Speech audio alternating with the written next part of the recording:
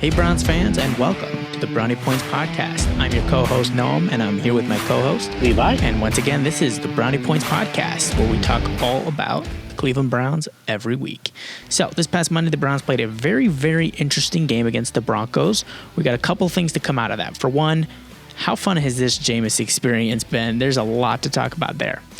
Then we're going to talk about Jerry Jeudy. Career night for him. Is Jerry Jeudy a legit number one? And what are the implications of that answer being as far as next year goes with trades, free agency, and the draft? Then we're going to talk a little bit about Ken Dorsey, who's maybe had a bit of a resurgence recently and maybe changed our minds on what we believe his future should be with the Browns. And then we're going to finish out the episode, as always, with our signature Brownie Points segment.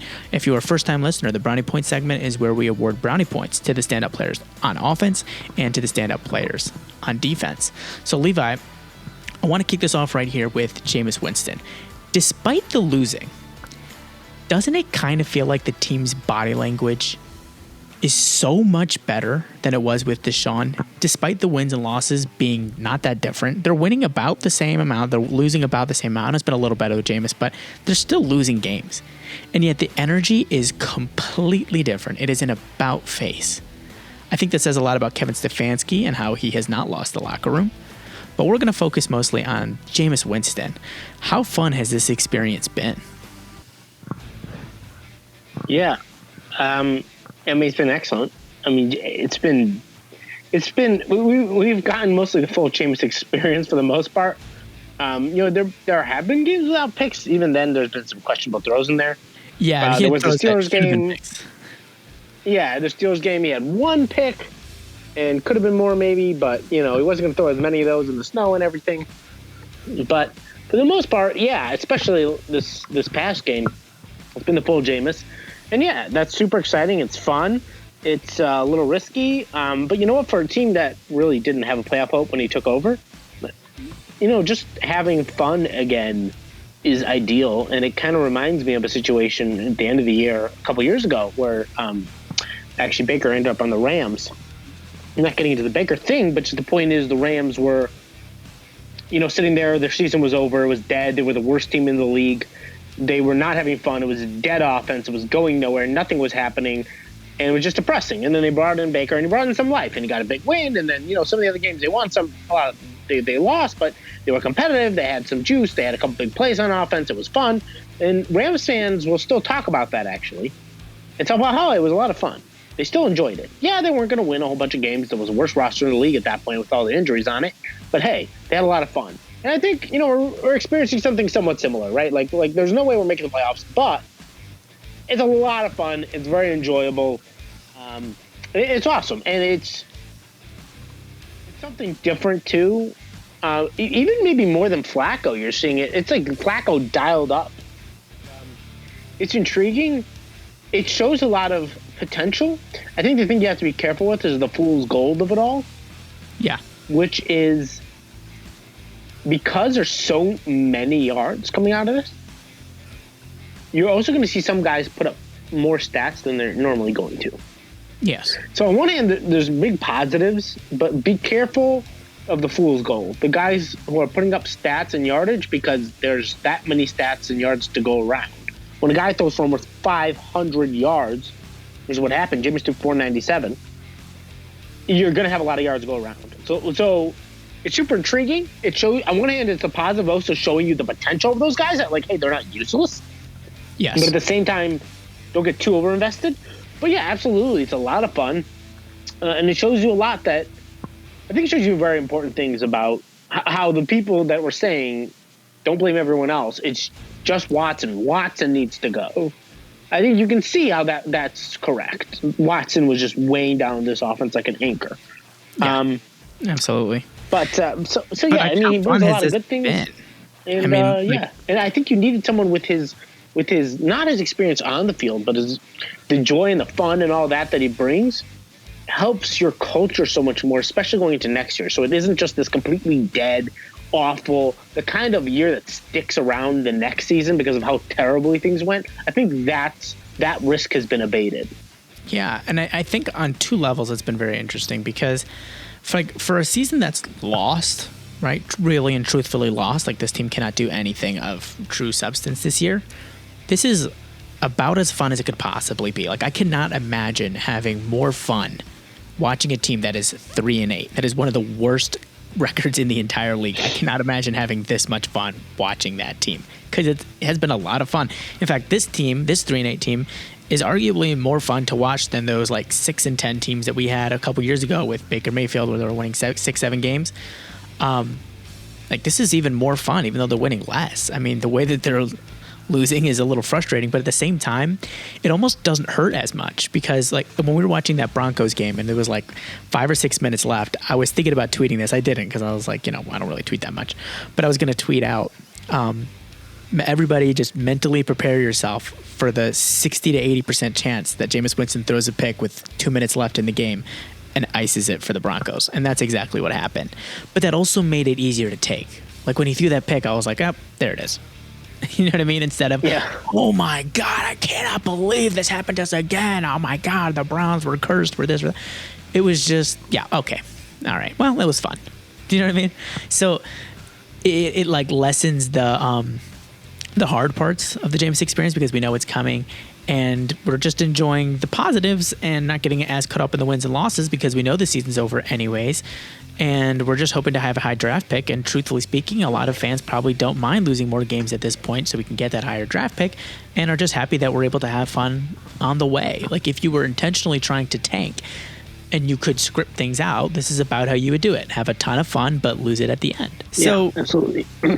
So it's been a lot of fun. But so also from this game, and also from Jerry Jeudy, and this also touches on what you were saying, was one of the most beneficial things that Jameis Winston has done for this Browns team is he's rejuvenated everything about them.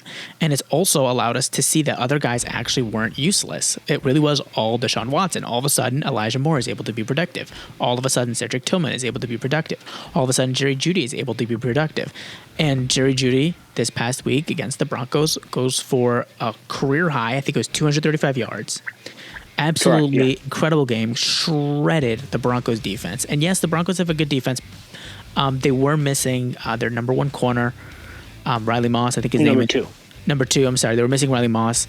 And for whatever reason, they decided Levi Wallace was the guy to shadow Jerry Jeudy. And Jerry Jeudy absolutely shredded him.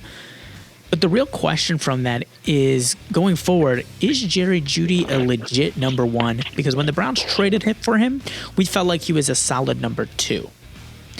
Has your mind changed on that? And if so, how does this performance impact what you do for the Browns' long-term plans at wide receiver? Do you feel like they need to make a change, or does his performance tell you that they don't? So, obviously, each performance is a performance in itself. And we've seen crazy runs before, so you can't get too invested in all that. And he's getting a lot of Levi Wallace and not a lot of safety help over the top. But still, shredding a guy as consistently as that, as often as that, is impressive. Yeah, 200 yards is 200 yards. It doesn't matter. Yeah, it just is. But also, over the last 5 games, his average yards per game is 122, which isn't just, I believe, leading the league, but also it on pace is a little over 2,000 yards receiving for the season. Now, do I expect him to actually put up a pace of 2,000 yards for a season, even with Jameis starting the whole year? No, I don't. Obviously not. But the point is, it's easy to see how over the course of a season, with things running properly, how he could put up 1,200 plus yards. Yeah, that definitely would, be in range.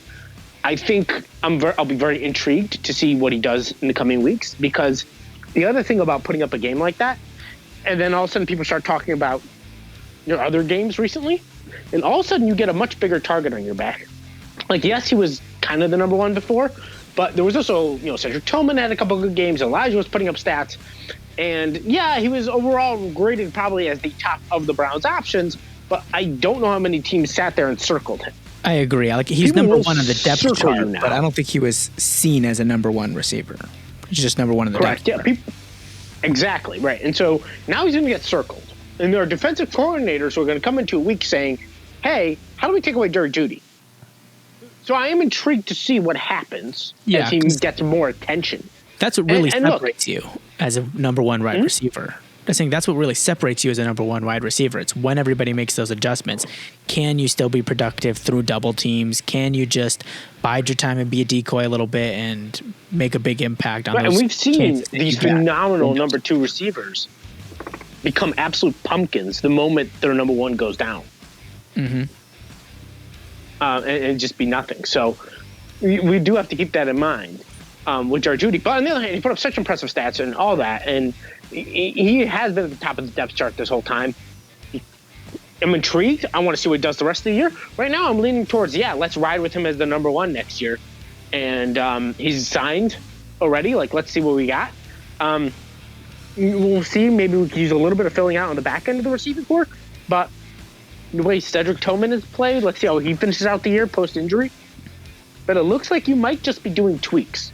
You might just be tweaking the receiving corps, which is awesome. And Jerry Jeudy, he's shown a lot for you. He's done a lot for you. And thing to keep in mind is when he was with the Broncos, and he did have a drop problem. So that did happen. But the thing to remember is he was not the number one. I mean, people might have wanted to start putting up all this production, but it was Cortland Sutton. And at the same time, they didn't exactly have a high-flying offense there either in terms of the pass game and all that. So it's like you don't have a great pass game. I mean, Russell, people came in there thinking it would be, but it wasn't. And even with the Steelers, you've seen when he isn't able to sit back there, with the great run game, having, the effect that it does to open things up in the pass game. For the most part, there's been a couple games where he's come down a little bit. And when he has played well, he's generally played well, but not insane. For the most part. He did have a crazy game against the Bengals, but it is the Bengals defense, which is special in its own special way. But the point is overall, obviously we saw him in Denver. It wasn't phenomenal. So when you look at him not being the number one option in an offense that's not high flying, it's not terribly surprising they didn't put up huge numbers. And actually, even the drops make a little bit of sense because I think he's a guy who needs to be engaged. I think it's just his mind. And so he wasn't as engaged. He was a little behind it. And because of that, he was disappointed with everything going on. He made some drops. Now, we could argue about that. He should have professionalism and not do that. Sure, all day. But at the same time, my point is, with the situation being different, I think you could see those results. And I haven't really seen the drop, so I don't think that's a coincidence. Yeah. My feeling on this is I'm actually leaning away from Jerry Jeudy as actually being a true number one. I think that a lot of people are saying that, but I think you're getting too caught up in the moment. Jerry Jeudy's been in the league for a while, and more often than not, he's shown that he's not a true number one. I'm skeptical that he is a true number one. His yards, again, there was a great game, but his yards mostly came in a similar way. He wasn't, jumping up and getting 50-50 balls and snagging them over a DB, which are the kind of things that you're going to need to do if you want to be a number one, because you're going to get much tighter coverage as you go going forward, as the defenses begin to, like you said, circle you and put extra focus on you and double team you, because a lot of those big plays, there wasn't help. That's partly why he was able to. He just ran right past Levi, and there was no safety to help out. But in the coming weeks, there probably will be. And you're going to have to, every once in a while, jump up over that defense and make a 50-50 ball. I just want to see. So I'm holding out my judgment there. But I do believe that he has shown that he's done enough for me to say we should roll with him as the number one, at least on the depth chart going into next year. But a big reason for that is I don't think there's anything to replace him with, because he's gone from definitively a 2, maybe lower end 2 even, but definitively a 2 to a high end 2, possibly a 1. And what that means is there's a lot less guys above you, right? If you're a middling 2, okay, then you can look at everyone who's a high 2 and then low 1s, mid 1s, and high 1s. But if you're a low 1, there's a lot less chances that you're going to be able to replace him with something, and there's a lot less chances that you're going to be able to replace him with something economical, right? Something you can actually afford to do without, giving up. And he at least gets low 1 status because he's producing as the top option. Exactly.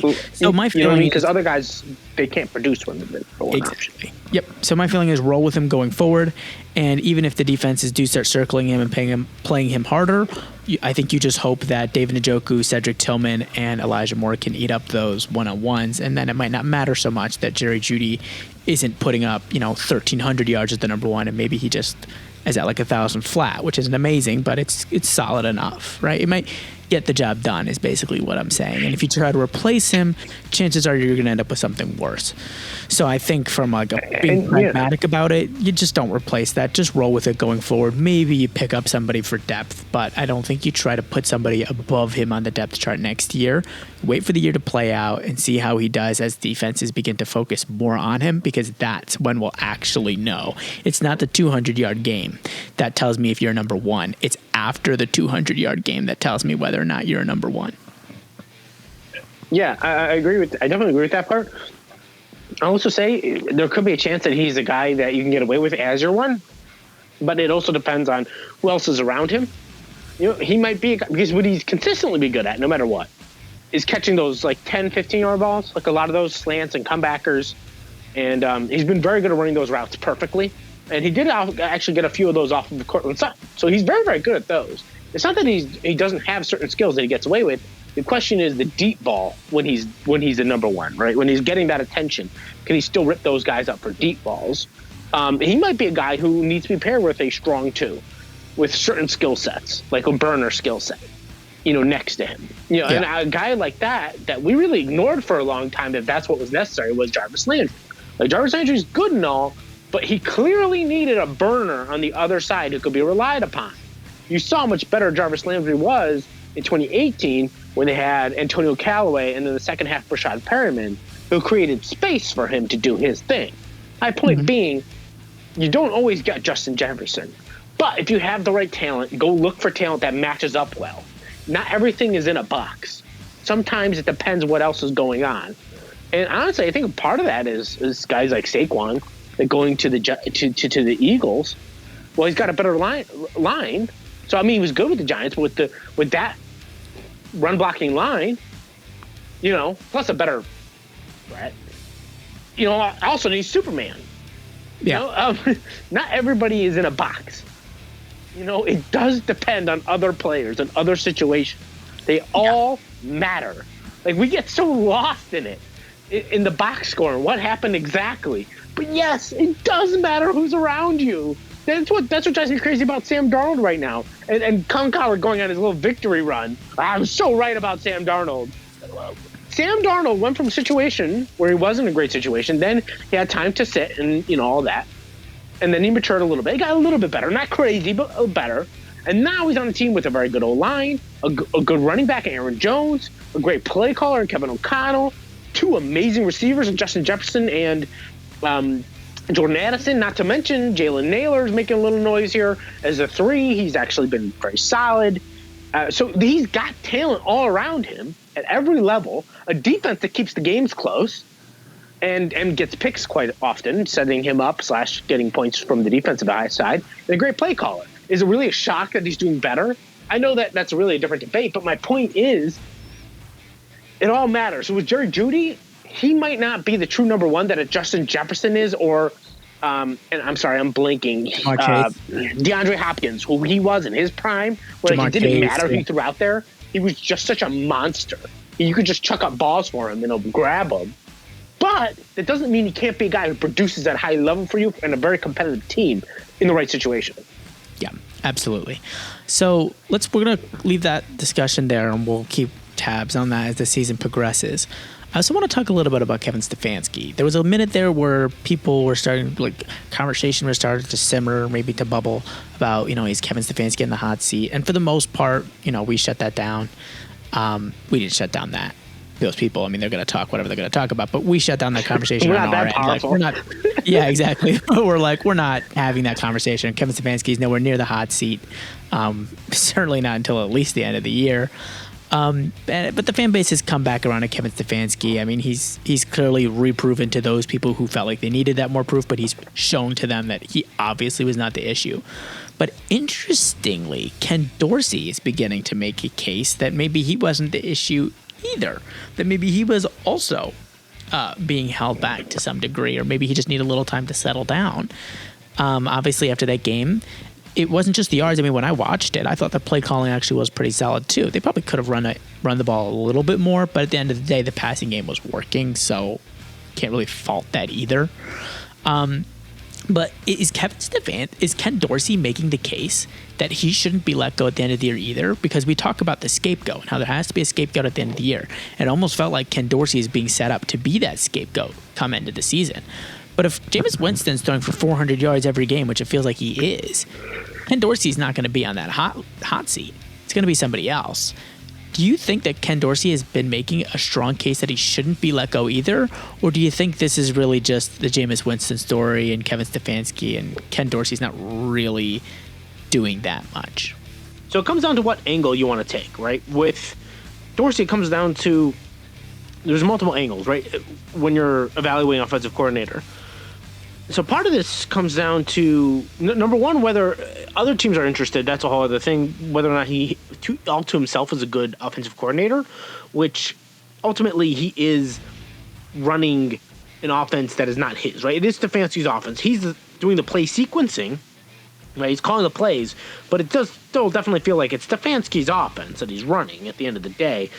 Yeah. Saying a good example is Freddie Kitchens when he was the interim coordinator in 2018, and it ran so well. But he wasn't running his offense. He was calling the plays for someone else's offense. And then the next year, he decided he wanted to run his offense, and things went downhill very quickly. But that's a whole other story. So, but the point being, always keep that in mind in terms of how good is he. But as far as being kept on as the play caller, that's actually very dicey. And I don't know that he's actually made that case yet. I would argue that he's made the case that besides for when the snow came in and kind of forced him to play a different game, which I'm not going to rely on snow and that whole weird situation, he's mostly made the case to me that he knows how to call a lot of deep balls and be aggressive. But not necessarily how to get the run game going, how to use it properly intermittently with the pass game, how to work off of each other, and how to make that work. So for me, his biggest games have been the Ravens and this game, where it's like, yeah, the offense goes nuts because the deep pass game was working. And why? Because Levi Wallace was injured, Marlon Humphrey was injured. So there was these wide open guys coming downfield, and you could chuck the ball a whole lot, and you have a whole lot of success. And you got Jameis Winston with a big arm. However, number one, we don't know how big our arm the next guy's going to be. I'm not saying you want a small arm guy, obviously. But not everybody has a big arm. Like, Jim has got a big arm. And certainly you don't want a guy that's overly reliant on these things. And you saw that with Josh Allen. Josh Allen has a huge arm. But you've seen it do so much better with Joe Brady at the offensive coordinator position for the Bills because he balances the run game much better. And then, after they got Amari Cooper, they lean more heavily on the pass game. They still use the run game, but they lean more heavily on the pass game because they can. And he's a guy, different level. He's able to adjust based on personnel. And what I need to see is I'm not going to trust Dorsey until he shows me that when there's a different game going on, that he'll understand how to mix in the run game, how to use play action off the run game, to properly use running back screens and running back, play action, have the running back leak out. It doesn't feel like he's done that real well. So it's just, it feels to me like a guy who's like, oh yeah, I know how to chuck it deep, but then running backs are like this foreign concept to him. He's learning what they are. Yeah, and that was despite good runs. Like, Nick Chubb had great runs in that game, but he didn't really get the ball very much. But again, I don't fault him for that because the pass game is working. But it does make you wonder what happens when the pass game isn't working. You're not able to just chuck up these bombs to wide open players. What happens when they're covering those well, or when the defense specifically adjusts to contain big plays and you have to dink and dunk your way through it? What kind of plays is he going to call and can he handle that? So yes, I agree. That's kind of the big question. I don't think he's proven anything to me yet. I mean, he's shown something, but hasn't really shown what I want to see. And it sounds like he hasn't really shown what you really feel like you need to see either, which is the diversity of play calling and the adjustment to defenses adjusting to you. All right, let's move into our Brownie Point segment. If you're a first-time listener, the Brownie Point segment is our signature segment. It's our namesake, I guess you'd say. I don't remember what it's called when that is. But the Brownie Point segment is where we award brownie points to the standout players on offense and to the standout players on defense. We give out 3, 2, and 1 on offense and on defense. So I'm going to start off with mine, actually, Levi, and then we'll pass it over to you. So on offense, I have at 3 brownie points, obviously, Jerry Jeudy. We've already talked about him. I'm not going to dig deeper yet. He had his own segment. At 2 brownie points, I actually have David Njoku. He did not have a lot of yards, but those 2 touchdowns, are 2 touchdowns, which are huge, because touchdowns win you games, not yards. And those touchdowns were not exactly easy catches. He made some tough grabs, and those are the kinds of things we need from David Njoku. Like, when we think about what we're trying to get out of David, and you ask me, would you rather get 80 yards from him? Sorry, 120 yards, or would you rather 40 and 2 touchdowns? I'm going to take the 40 and 2 touchdowns because that's the kind of thing we need from your tight end. You need a guy that you can throw it up to in the end zone when things are tight, really tight coverage, and a guy who can get that 50-50 ball. And I really like that from him. But here's where I get a little bit maybe controversial, and we'll see what people in the comments think. But at number 1, I'm actually giving it to Elijah Moore, which means that I'm not giving any brownie points to Jameis Winston. And I'm not giving any brownie points to Jameis Winston really for 2 reasons. He was close. Like, if we gave out another one and there was one below 1, if we give out half a brownie point, I would give it to Jameis Winston. But I'm not giving him 1 or 2 or 3 because at the end of the day, he had 2 pick sixes. That's a big deal. He alone gave the Broncos defense 14 points. That can't just be discounted just because you threw for a lot of yards. Because if you have to throw 2 pick sixes and 3 interceptions just to be able to throw for 500 yards, you could make the argument that maybe it'd be smarter football to actually throw for 300 and only throw for 1 pick, right? So there's a discussion there. But the other end of this is that the throws that he made, in my opinion, weren't actually that impressive, other than he did show off a nice arm, like some good strength. But the guys were wide open. Jerry Jeudy was wide open. There was nobody anywhere near him on most of those plays. Now, not to say Jameis didn't have any good throws, because he did. I'm just saying that a lot of what he did well was discounted because of the picks. And a lot of what he did well was, guys were wide open. He had a big arm, but guys were wide open at the end of the day. It wasn't incredibly impressive to me. So because of that, I'm actually giving to Elijah Moore, who had over 100 yards in that game and looked nice. So I want to give him some credit there. Levi, who are your brownie points? I understand there's at least a little bit of difference there. Yeah, so 3 will be Jerry Jeudy. 200 yards, 235 yards. Obviously, we could spend time on that, but we kind of just did. And he did awesome, and it was great. I'm sure it was a great feeling for him to do that to the Broncos. His revenge team. It was a revenge game, which is really cool because I often hear revenge game and then nothing happens. So something did. How exciting. But that is what it is. That's number 3. So he's a great revenge game. Phenomenal, Jerry Jeudy. Number 2, I've actually been thinking about this. So I'm actually going to give it to Elijah Moore. He put up 100 receiving yards and good for him. And I do want to give him a little bit of a shout out because he's been having a few good games now. And he's been looking competent. 100 yards is a really nice game. So I'm going to give it to him. 8 for 111. Look good. Okay. Obviously, And 1 is going to be Jameis. So I'm still going to give him 1. But I originally was thinking 2. But I've thought about it again. I'm going to give him 1. And the reason why is, so yes, there's the interceptions. But the other thing is, Jerry Jeudy broke wide open. And I mean wide open earlier in the game. Oh, yes. I knew I forgot something. Go ahead. It's a touchdown play. Like, very clearly. He's behind the whole defense. And this happens to about 30 yards from the line of scrimmage. Jameis sees him. He's throwing the ball. So it's got to land about 45 yards. Not crazy. Certainly not for a guy like Jameis. And he misses him. Not the point where he slows down a little bit and then maybe has to speed up. He just completely whiffs and it wasn't close. And here's the thing. As great as he was, a lot of them were open. And on the other hand, he threw the picks. So you need those touchdowns. And the thing that you look at is, before he threw the second pick, because the third pick was at the very end of the game, doesn't even really matter. Yeah. The second pick was right near the red zone. There was like, oh boy, they're right there and they have a chance. But here's the thing. Browns were down 4 points. If he had hit that touchdown, they would have been winning already. Right. That is a different game. So as much as I appreciate him doing that to the Broncos defense and all, even with Zachary Levi at corner, at the end of the day, putting up that many yards and that many touchdowns, and I do appreciate Wallace, it. But yeah, not only did he throw those picks, he did miss that wide open opportunity. Yeah, and ultimately, huh? No, saying yes, I agree. Yeah, and so ultimately, I'm giving him 1. I'm still gonna give him 1 because the Broncos defense has been very good this year, and throwing almost 500 yards. I still have to give him credit. But again, not only do you throw the picks, then you also miss the open opportunity. So I'm gonna take it down to 1. But ultimately, hey, it was a lot of fun. It was a good game, and he definitely deserves props for just a pure production against the defense of the Broncos caliber. Yeah, like that's not me shredding Jameis. You know what I mean? That's just being honest, right? Just calling a spade a spade. That's what happened in that game. I wasn't that impressed, but I did have a ton of fun. That was, in my opinion, maybe the most fun Browns game. Maybe the most fun. Actually, I was gonna say maybe the most fun Browns game of the year, but actually we just had that one against the Steelers, which was pretty iconic. So maybe not, but.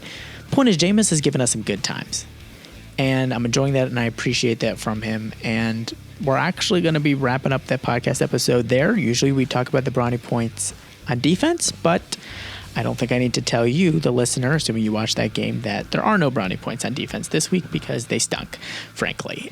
Even when you consider the fact that Jameis did give them 14 points, the defense still gave up 28. So it was still not a good performance from them. And yes, sometimes when the team doesn't play well, there's a standout individually, which is what the brownie point segment is really about. But we didn't really feel like there was a standout there. So we're just going to leave it, and we're not going to just give up points just because there's open slots. So with that, we say have a good weekend. We're excited for this next game coming up. Thank you for listening. Thank you for joining us. And we will see you next week.